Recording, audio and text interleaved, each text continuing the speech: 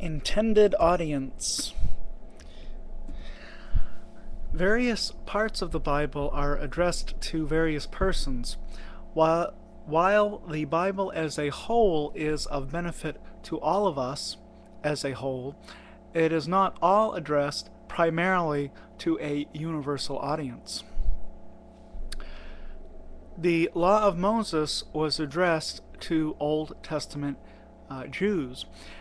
That is why we Gentiles today don't have to keep the Sabbath rest, for example. By the way, the Sabbath is on Saturdays, the seventh day of the week, not Sundays, the first day of the week. And this is also why quoting Leviticus against homosexual practice is unjustified, though homosexual practice itself is ungodly behavior. And this is also why touching pigskin in the form of a football is alright, or mixing different sorts of fabrics together.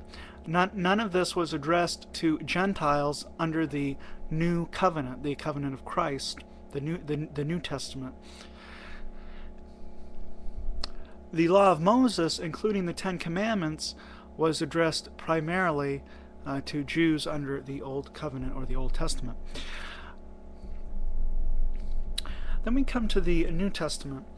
1 Corinthians was addressed to the church in the city of Corinth.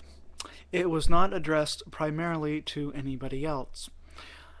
The ancient world, including Corinth, was a patriarchal society, and patriarchal society in the ancient world was often oppressive of women. It is the society that was oppressive of women, though, and not the church which in the society that was oppressive. Nevertheless, the church lived within that society, so women in Corinth, both inside and outside of the church, did not normally have access to a good education. It is therefore not surprising that Paul didn't want them to speak in church, but to ask their husbands in private if they didn't understand something. It was not because Paul was sexist. He was not. It's like how you wouldn't want a junior high math class always interrupting the professor in combinatorial topology in a university lecture hall. The teacher would never get anywheres in his lectures in that case. If the kids are allowed to sit in on the lectures, they ought to keep quiet as a matter of practicality. Alright, so let's turn to the text of Scripture itself and read a passage like the one I am talking about. So this is in Paul's epistle of 1 Corinthians, excuse me, chapter 14, verses 33 through 35. Okay. For God is not the author of confusion, but of peace, as in all churches of the saints. Let your women keep silence in the churches, for it is not permitted unto them to speak, but they are commanded to be under obedience, as also saith the law. And if they will learn anything, let them ask their husbands at home, for it is a shame for a woman to speak in the church. Alright, let's see here. If we take Paul to be addressing a modern American audience, it is easy to see why feminists and everybody else would misinterpret that passage as misogynistic in character. But when we realize it was intended to a different audience, the ancient Corinthian church, where the non-Christian culture outside of the church didn't allow women an education, this passage takes on a different light. Now let's turn back a couple of chapters to chapter 11, same book, 1 Corinthians, the letter of 1 Corinthians chapter 11 and verse 14. Now this passage will hit a little closer to home for me.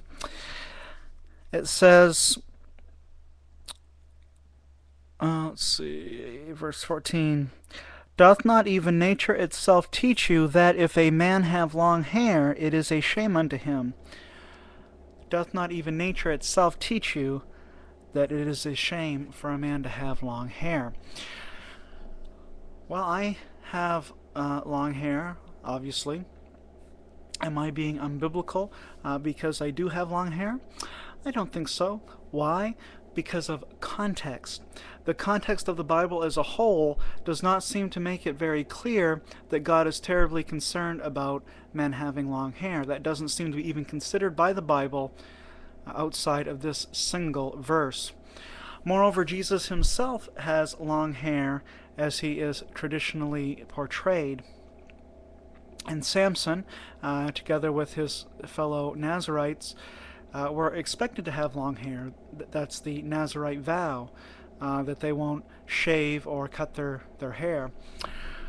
So long hair on men in and of itself cannot be a sin. This verse in 1 Corinthians 11:14 comes from a pericope which is notoriously obscure as to its meaning. And we interpret isolated obscure passages on the basis of numerous clear passages. Scripture interprets Scripture. That's a basic rule of hermeneutics which cultists will often sweep under the carpet. They'll take one isolated obscure verse and build their entire religious organization on it. The important question to ask at this juncture is, how would the intended audience take this verse on the shamefulness of long hair on men? Why would nature itself tell the Corinthians that long hair is shameful on men? I am told that the only men who had long hair in first century Greco-Roman culture were prostitutes, that is, male prostitutes. So if you are looking for some hot man-on-man action, you would look for a long-haired man. That's how they were identified. But in Romans 1, chapter 1, Paul talks about how abominable and unnatural homosexuality is. So it could be that this verse in Corinthians chapter 11, that in this verse Paul is saying not that long hair on men per se is shameful, but that what men with long hair in the Corinth context did, what the men did in that context was shameful. So it's not the long hair, it's what they do with the long hair. Whether this is the best interpretation or not, it does illustrate the main point I am trying to get across, namely that we must take the intended audience into account when reading Scripture. It is their perspective which is important, not our own.